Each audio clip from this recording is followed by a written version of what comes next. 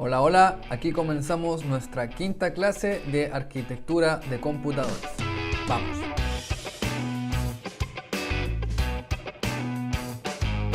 Bien, continuamos entonces con la segunda unidad en la que estamos revisando estos dos tipos principales de arquitectura en los que se definen o se enmarcan los computadores en la actualidad.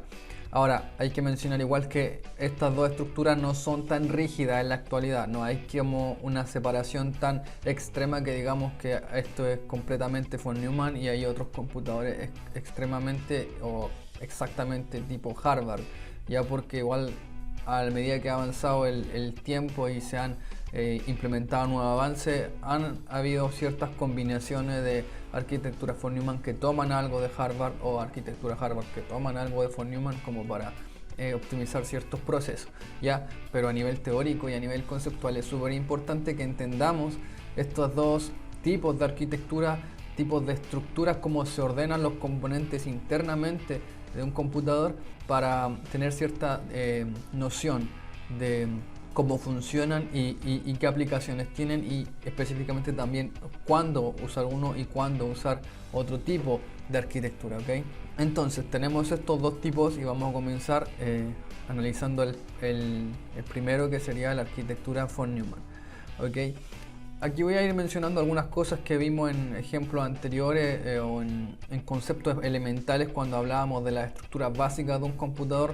Bueno, una estructura von Neumann también las tiene presente, no es un tipo nuevo de computador, sino que es un computador que tiene los elementos básicos de cualquier computador, pero la forma de trabajar con ellos, la forma de ordenar su estructura interna tiene una forma particular, lo que le da nombre a este tipo de arquitectura. Ahora bien, la arquitectura von Neumann y la arquitectura Harvard son modelos conceptuales que son súper genéricos. Cuando se implementaron estos modelos o cuando se escribieron como modelos, se escribieron a nivel súper genérico, o sea, sin nivel de detalle. No estamos hablando de que, no sé, va a ser una memoria de tantos kilobytes que va a trabajar con una estructura de almacenamiento en base a transistores. No, ese nivel de detalle no está incluido, sino que a nivel súper conceptual. Okay, entonces eso hace que sea tan vigente hoy en día también, porque hoy día nosotros nuestros computadores modernos, como los que estamos trabajando, con el cual ustedes me están viendo ahora y posiblemente hasta sus mismos celulares, se pueden enmarcar dentro de esta arquitectura, aunque cuando la hayan postulado o cuando se hayan establecido ni siquiera se soñaba con que pudiéramos nosotros tener un computador en el bolsillo. Okay, entonces son modelos conceptuales, pero están vigentes por eso mismo, porque establecen ciertas formas a nivel macro y permiten cierta organización interna, por lo cual se utiliza hoy en día. Una arquitectura von Neumann entonces tiene dentro de sus componentes principales una memoria. Una memoria para almacenar datos, para almacenar información, pero una arquitectura von Neumann en particular tiene cierta característica en la memoria, y es que al igual como lo vimos en la tarea, como lo vimos en el ejemplo, dentro de la misma memoria nosotros almacenamos tanto las instrucciones como los datos. Y esta es una característica principal de la arquitectura von Neumann. ¿Okay? Tenemos también una unidad de procesamiento, un procesador, que también llamamos CPU, unidad central de procesamiento. La memoria solamente almacena datos, pero ¿qué hacemos con esos datos? Bueno, esa es la tarea del procesador. Y como vimos en las primeras clases, un computador simplemente hace cálculos con los datos que tiene. Cálculos aritméticos y lógicos. Aunque en cierta medida los cálculos aritméticos son una construcción de ciertos cálculos lógicos, ya, pero eso es tema del ramo anterior. Ya, pero el tema es que el procesador se encarga particularmente de eso, de tomar los datos que están almacenados en la memoria, procesarlos, tener algún resultado y ese resultado volver a guardarlo en la memoria. ¿Okay? Y eso es más o menos lo que nosotros podríamos considerar que hemos también hecho en los ejemplos anteriores y en las clases que hemos visto. Hemos realizado eso, tomar datos, procesarlos, almacenarlos. ¿Okay? Pero hay un tema que no se ha mencionado explícitamente, aunque sí ha estado implícitamente involucrado en lo que hemos hecho, y que también está definido dentro de una arquitectura von Neumann que también es súper importante, que son las unidades de entradas y salidas.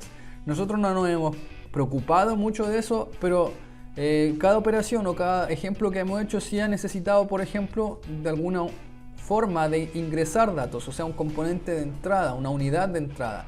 ¿Y cómo lo hemos hecho? Entonces, modificando valores, forzando ciertos registros para que valgan algo.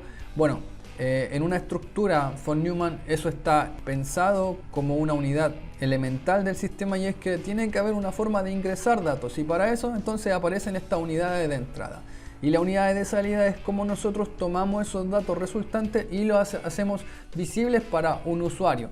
En nuestro caso hemos visto cómo los números que aparecen en los registros, en los ejemplos, aparecen ahí, bueno, y nosotros los podemos ver, pero estamos obviando que también tiene que haber una forma de representar esos datos para el mundo externo al computador. Entonces, igual esto es importante porque cuando von Neumann postula este modelo, o cuando se establece este modelo, igual se habla de unidades de entrada-salida, pero no se especifica con detalle de qué se trata. Aunque en las máquinas que trabajaron von Neumann, Mauchly y Eckert cuando realizaron esta, que era el ENIAC y después el EDVAC, los dispositivos de entrada posiblemente eran un módulo que leía tarjetas perforadas, ¿ok? Y un dispositivo de salida era una serie de paneles con luces. Como vimos en alguna imagen en clase anterior, había un panel, ¿cierto?, que tenía muchas luces, y ahí representaban, según cómo se prendían o se apagaban, nos representaban algún valor.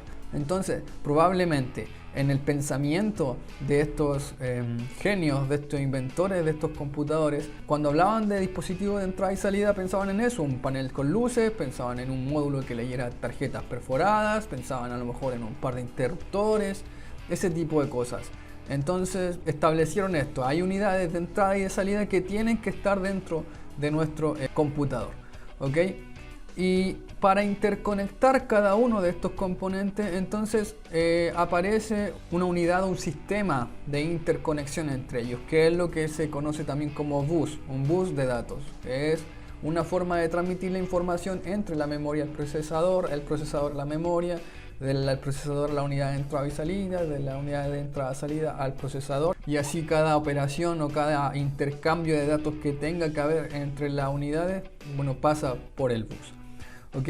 Vamos a analizar un poquito más a fondo las funciones que tienen cada uno de estos elementos, y por ejemplo nosotros podríamos hablar de la memoria. Una memoria en una arquitectura von Neumann sirve para almacenar tanto los datos como las instrucciones, y eso lo hace súper importante. ¿Ok? Ahora, las instrucciones, cómo están almacenadas en la memoria, y como lo habrán visto también en el ejemplo y la tarea que tuvieron que hacer, es una secuencia de instrucciones muy básicas que sirven para manejar los datos almacenados también en la memoria y hacer operaciones con ellos. Entonces, estas instrucciones pueden ser de 4 tipos. Nosotros en la tarea simplemente hemos visto 2. El primer tipo de instrucción corresponde a las que son de tipo transferencia. ¿Ok? Nosotros tomamos datos de la memoria y las cargamos a algún registro particular, o tomamos datos de algún registro, de algún resultado, y lo cargamos en memoria. Ese tipo de transferencia de datos es una clase de instrucción, es un tipo de operación que podemos hacer. Necesitamos mover datos de la memoria a los registros que van a operar en algún momento, y los resultados tomarlos y guardarlos en la memoria. También podríamos considerar, no sé, mover simplemente datos dentro de la memoria. No sé, un dato que está almacenado en la posición FF, yo quiero moverla a la posición FC, por decir algo. Ese movimiento de datos también podría enmarcarse dentro de este tipo de instrucciones, que son las instrucciones de transferencia. Ahora también tenemos instrucciones que son aritméticas, y también lo hemos visto eso en el ejemplo. Tenemos 2 registros que están almacenando algún valor, y bueno, queremos sumarlos o restarlos o multiplicarlos o dividirlos. Por lo menos eso hemos visto en el ejemplo. Ahora, las funciones aritméticas pueden ser obviamente mucho más que esa. El otro tipo de instrucciones son las instrucciones lógicas, en las que nosotros podemos comparar 2 valores o 2 bits ya más a nivel bajo. Si 2 bits son iguales, si se cumplen 2 condiciones juntas, si se cumple solamente una, o si simplemente no se cumple, o una señal la queremos negar. Esas 3 operaciones básicas que hacemos a nivel lógico, que es la negación, la comparación en OR y la comparación en AND, son las operaciones lógicas, que también son otro tipo de instrucciones que sirven para comparar ciertos valores y para tener cierto control de las secuencias de nuestros programas. Hasta ahora nosotros no hemos trabajado con operaciones lógicas, en los ejemplos no hemos desarrollado desafíos que involucren la comparación lógica, pero está dentro de estas instrucciones que nosotros podemos llegar a realizar. Y el cuarto tipo de instrucciones que podemos nosotros tener son las que llamamos de rompimiento de secuencia. Yo le puse ahí break secuencia, que lo que hacemos es tomar un programa que por regla general va a ejecutarse de forma secuencial un paso después de otro. Nosotros tenemos la posibilidad de romper con esa secuencia, no porque queramos interrumpir simplemente nuestro programa, sino porque hay veces que necesitamos, por ejemplo, hacer repeticiones de nuestros programas. ¿Okay? Tenemos una secuencia que tiene la suma de dos números y queremos realizar eso 10 veces. En lugar de escribir 10 veces esas instrucciones que hagan esa suma, nosotros podemos hacer iteraciones y forzamos al programa que no sé, va en la posición o en el conteo de programa 4, 5, 6 y lo forzamos a que vuelva a ejecutar la instrucción 4, 5 y 6 y lo forzamos otra vez a que haga la instrucción número 4, 5, 6 y así sucesivamente. A veces hay condiciones que sirven para determinar si la instrucción que seguimos es una o es otra. En este caso nosotros hacemos una comparación, dependiendo de esa respuesta nosotros vamos a la instrucción FF o vamos a la instrucción FE, por decir algo. Entonces tenemos esta forma, estas opciones de nosotros manejar nuestro programa para que rompa la secuencia de uno en uno que tiene por defecto establecida y lo movamos a como nosotros queramos continuar. ¿Okay? Entonces ese es el cuarto tipo de operación que tampoco hemos visto nosotros en los ejemplos. O sea, no, los ejemplos de la tarea recientemente no tenía que ver con eso, simplemente era seguir y repetir una lista de instrucciones, ¿okay? Pero se pueden hacer ese tipo de breaks. Nosotros en el ejemplo y en el circuito que yo le envié no aparecen esta opción, porque el circuito es súper básico, no tiene esa capacidad, ¿okay? De incluir este otro tipo de instrucciones. Pero sí los dos primeros sí los vimos, los dos segundos no los vimos a nivel práctico de circuito, pero sí se puede hacer y se tiene que hacer para que un programa sea funcional y podamos hacer programas complejos y nuestros computadores funcionen como funcionan actualmente. Se tienen que manejar estos datos con este tipo de instrucciones también, ¿ok? Esa es la forma entonces como nosotros almacenamos instrucciones dentro de una memoria que tiene también la misma estructura que tiene un dato, ¿ok? Igual como se hizo ya en el ejemplo y tuvieron que obviamente verlo en la tarea, una instrucción es un número y un dato también es un número. La diferencia está en cómo nosotros manejamos ese número. Podemos interpretar ese número como instrucción, ok, hacemos algo más en nuestro computador, hacemos algo más con nuestros componentes porque la instrucción así lo está estableciendo. Pero también un dato numérico que lo vamos a almacenar también en la memoria, lo tomamos y bueno, ahora corresponde un dato y no quiero trabajar según lo que me diga ese dato, sino que simplemente hacer cuentas del valor que tiene ese dato y bueno, operarlo, sumarlo, multiplicarlo, dividirlo, lo que sea que hayamos definido, ¿ok? Entonces esa es la particularidad que tiene también la arquitectura von Neumann, que es la diferencia con la arquitectura Harvard, que vamos a ver un poquito más adelante. Tanto los datos como las instrucciones están almacenadas dentro de un mismo espacio de memoria. Ahora, el procesador, aquí lo puse como un bloque, pero a nivel estructural e interno es un poquito más complejo que eso. Entonces eso vamos a ver ahora. Un procesador internamente está compuesto por tres unidades principales. La primera que vamos a mencionar es la ALU o unidad aritmético-lógica. ¿Ok? Como ya hemos dicho más de una vez, un computador simplemente hace cálculos matemáticos y esos resultados los guarda. La unidad aritmético-lógica lo que hace es hacer estas operaciones lógicas y operaciones aritméticas. Podemos tomar dos registros y compararlos, podemos tomar dos registros y sumarlos, podemos tomar dos registros y multiplicarlos, etcétera, etcétera, etcétera. Esas operaciones básicas y aritméticas con las que ya hemos trabajado están realizadas por esta unidad, la unidad aritmético-lógica. Ahora bien, esa unidad aritmético-lógica no funciona por sí sola. O sea, necesita datos de entrada y necesita también algún espacio en el cual almacenar sus resultados. Para eso aparece el bloque que está acá, que es la otra unidad principal dentro del procesador, que es el banco de registros. Nosotros tenemos registros, muchos registros en la memoria, ¿cierto? Que es donde nosotros almacenamos la información. Pero para poder nosotros trabajar con la unidad aritmético-lógica, tenemos que tomar esos registros de la memoria y utilizarlos y copiarlos, por así decirlo, o cargarlos dentro de los registros que son propios dentro del procesador. No son datos de almacenamiento como están en la memoria, sino que son datos con los cuales nosotros tenemos que operar. Entonces aquí estarían, como lo vimos en el circuito, el registro 0 que llamábamos, el registro 1 y el registro 3, creo que era el resultado. Pero a nivel conceptual, como se establece en la arquitectura von Neumann, entonces tenemos un banco de registros que pueden ser mucho más que 3, obviamente, que son registros internos dentro del procesador. Son registros que nosotros usamos para operar con ellos y también para los resultados que tiene la unidad aritmético-lógica, tenerlos retenidos para hacer alguna operación. Hay registros que pueden servir también como acumuladores, que son valores que se van incrementando cada vez que nosotros hacemos una operación y los vamos almacenando dentro de ese valor sin necesidad de guardarlo en la memoria, pero están ahí.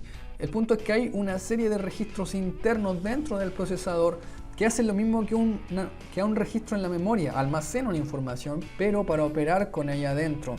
Y la otra unidad que tenemos dentro del procesador es la unidad de control. Una unidad aritmética lógica y una serie de registros por sí solos no pueden hacer ninguna operación. Tiene que haber alguna forma de decirle qué operación hago primero, obviamente qué operación hago, con qué registro trabajo, en qué registro almaceno la información. Todo ese tipo de cosas necesitan ser controladas por alguien o por algo. Y en este caso, ese algo, esa es la unidad de control, la que recibe desde la memoria la instrucción, la interpreta y luego cumple con los pasos correspondientes para hacer que esa instrucción se ejecute. ¿Cuándo se ejecuta? ¿Cómo se ejecuta? ¿Con qué registro se ejecuta? ¿Y en qué momento se ejecuta? Todo ese tipo de cosas van incluidas en esta unidad de control. ¿Ok? Entonces estas tres partes componen un procesador dentro de la arquitectura von Neumann. Una unidad aritmético-lógica, un banco de registros y una unidad de control. E internamente estos están conectados. Hay señales de control que se van intercambiando entre la unidad de control y los demás componentes, y también hay un bus interno en el cual nosotros vamos transmitiendo datos y transmitiendo instrucciones dependiendo de lo que se quiera hacer. ¿Ok? Entonces esa sería la forma en cómo nosotros podríamos definir a nivel básico y a nivel conceptual cómo opera un procesador. Todo eso tiene un procesador dentro. Entonces nuestra arquitectura von Neumann, como a nivel ya más completo, se vería más o menos así. Tenemos la memoria, tenemos la unidad de entrada y salida y tenemos el procesador, que tiene dentro los componentes que ya mencionamos. Y todos ellos están conectados a través de un bus de datos. ¿Ok? Para finalizar y considerar un poco acerca de la unidad de entrada y salida, como ya les mencioné, cuando se inventó esto, cuando se estableció este modelo, posiblemente pensaban en paneles de luces y no sé, un par de interruptores. Pero dentro de esta unidad de entrada y salida nosotros también podemos ahora enmarcar una serie de componentes que en ese tiempo no existían. Von Neumann nunca vio un ratón en su vida, nunca vio algo como esto. Sin embargo, hoy día nosotros lo utilizamos y lo podemos sin ningún problema catalogar dentro de esta unidad de entrada y salida, en este caso como una unidad de entrada. Nosotros ingresamos datos a nuestro computador a través de los clics que hacemos en nuestro mouse. Ahora, en ese tiempo no existía el mouse, ni existía el monitor tampoco, y no existía lo que nosotros conocemos obviamente hoy día como un computador. Pero sí podemos catalogar estos componentes modernos como dispositivos de entrada. Un teclado, no sé, o un micrófono. Son dispositivos que nos permiten ingresar datos a nuestro computador. Y de salida nosotros también podríamos decir que tenemos una pantalla, tenemos altavoces que sirven para saber qué es lo que está pasando dentro del computador. Entonces eso es lo importante y lo trascendente de estos modelos, que aunque se inventaron cuando no habían todos los avances tecnológicos que tenemos hoy en día, sin embargo son válidos porque están pensados a nivel genérico, a nivel conceptual. Entonces ahora vamos a pasar a la arquitectura Harvard. Y fíjense que la arquitectura Harvard en esencia no es tan distinta. Los componentes internos son muy similares y podríamos decir que hasta los mismos. También tenemos un procesador que hace lo mismo, toma datos, opera con esos datos, los resultados los almacena en algún lugar, pero internamente hace eso. Como ya dijimos, un computador solamente hace cálculos y almacena el resultado. Ahora, la diferencia que contrasta estas dos arquitecturas es la memoria. La memoria, en el caso de la arquitectura Harvard, está dividida. No realmente dividida, sino que tenemos dos memorias en un mismo computador. Una memoria sirve para almacenar instrucciones y otra memoria sirve para almacenar datos. Lo que hace que tengamos que hacer que el procesador en este caso ya no haga eso de tener que ir a buscar datos a la memoria de instrucciones como instrucciones y después como datos, sino que de forma simultánea puede leer una instrucción, interpretarla, ejecutarla y mientras que la ejecuta ir a buscar otra instrucción para seguir con el proceso. Ahora, este hecho de que sean dos memorias también permite que sean dos memorias de forma distinta. Cuando se estableció este modelo Harvard, que fue con el Mark I, en el desarrollo de Howard Aiken, no solamente las memorias estaban separadas, sino que eran memorias que trabajaban con principios físicos diferentes. Las memorias de datos, o los datos propiamente tal, se manejaban utilizando relés, posiblemente utilizando señales eléctricas. Esa era la forma en la cual se almacenaba información y se procesaban datos. Pero la memoria de instrucciones se ingresaba a través de otro principio físico enmarcado dentro de la tecnología del tiempo en el que se estableció. Posiblemente fueron tarjetas perforadas. De esta forma se manejaba la memoria de instrucción y de otra forma muy distinta se manejaba la memoria de datos. Y sin embargo, el sistema funcionaba igual. ¿Okay? Esa es la gran diferencia entre estas dos arquitecturas. También tenemos un procesador que hace prácticamente lo mismo. Lo que sí va a tener que saber manejarse o controlarse de una forma distinta, obviamente, porque tenemos que hacer que se hagan lectura a una memoria, también a otra, y, de forma simultánea. El control obviamente va a ser distinto dentro del procesador, pero lo que hace es muy en esencia lo mismo. Tomamos datos, los procesamos, los guardamos. También tenemos en este caso unidades de entrada y salida conectados también al procesador. Pero esas unidades de entrada y salida las podemos establecer también como lo mismo. Son señales genéricas, son unidades que nos permiten ingresar información y son elementos que nos permiten leer la información que está dentro del computador, dentro de los registros del computador. Entonces, esa sería la gran diferencia, el gran contraste entre estas dos arquitecturas. Que la arquitectura Harvard usa dos memorias para fines distintos. Aquí en este ejemplo de Logisim, yo tengo un circuito que es muy parecido al circuito que les mostré en la clase anterior, pero fíjense que ahora yo tengo aquí dos memorias. En este sentido, este circuito nosotros podríamos decir que corresponde a un circuito de arquitectura Harvard. Obviamente muy básico, hay muchas cosas que este sistema no puede hacer, pero si se fijan bien, estamos tomando datos de dos memorias distintas. Ahora, fíjense en esta parte de acá, en donde nosotros en el circuito anterior teníamos 4 pasos con los cuales nosotros hacíamos una secuencia de instrucciones, o 4 pasos en los cuales nosotros ejecutábamos una instrucción. En este caso tengo solamente 2 pasos y sin embargo puedo hacer lo mismo. Este circuito está haciendo lo mismo que hacía el ejemplo de la clase anterior, que es tomar 2 números almacenados en la memoria, sumarlos y almacenar el resultado en otra posición de la memoria. Eso mismo se está ejecutando aquí, pero en la mitad del tiempo. Entonces, si se fijan, este tipo de arquitectura permite cierta velocidad distinta a la hora de hacer procesamiento. ¿Ok?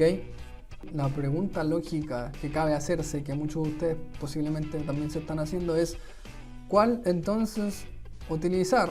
¿Qué arquitectura nos sirve más? Bueno, si la arquitectura Harvard demuestra ser más rápida que la von Neumann, ¿por qué no usamos mejor siempre Harvard? O bien, si la arquitectura von Neumann es tan masiva y es tan útil en la computación hoy en día? ¿Por qué no son todas las arquitecturas tipo von Neumann? ¿Por qué tiene que existir Harvard? Bueno, hay no un conflicto, sino que hay que saber distinguir cuándo utilizar una y cuándo utilizar otra. Y eso lo vamos a explicar en más detalle en la siguiente clase, pero también quiero proponer este desafío.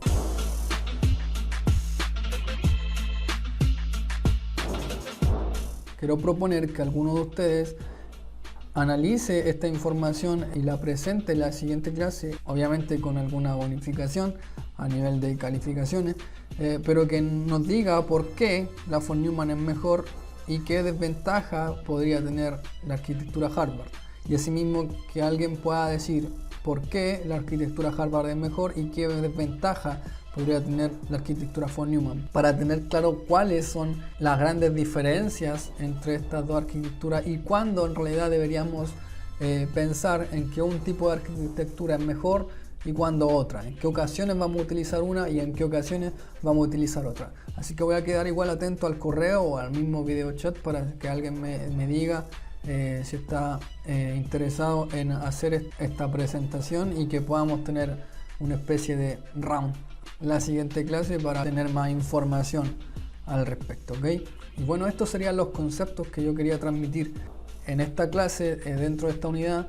Bueno, otra vez va a quedar en ADECA un cuestionario que van a tener que responder con algunas cosas que se explicaron en el video. Eso sería todo, nos vemos en la siguiente clase y seguimos en contacto. Bye.